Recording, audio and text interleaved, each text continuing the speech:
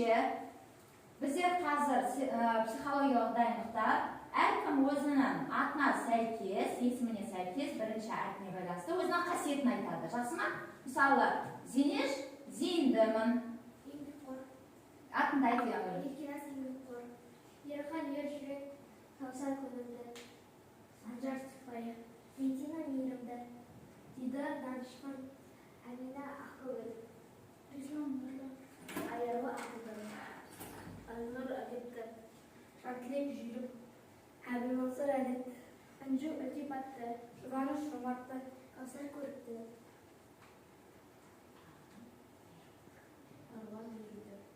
Өте жақсы. Үш бар.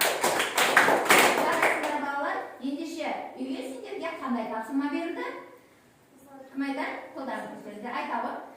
Үйге сурет салу немесе жоспар құрап жазып келеді. Қандай тақырыпқа?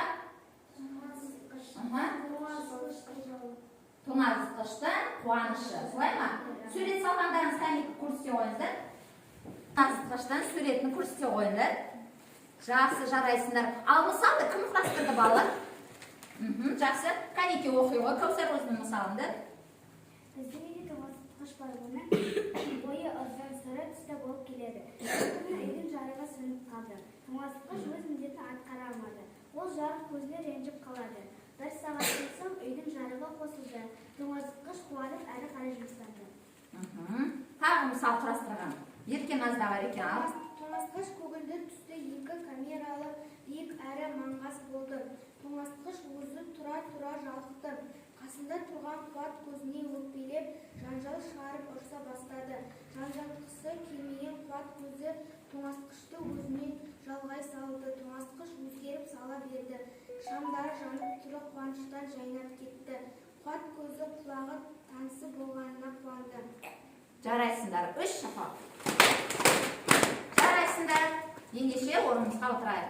Жақсы, жарайсыңдар балалар. Ендеше бүгінгі сабағымыздың тақырыбы қазыналы жердің болашағы. Тайыр Жароков, Мұнай. Сенің білетінің шығарманың тақырыбы негізгі ойы. Сенің меңгеретінің өлеңнен алған әсерін басқа шығармамен салыстыру. Шығарманың тақырыбы және негізгі ойды анықтау.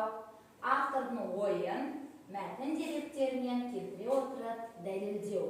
Қазір балалар кітаптарды ашып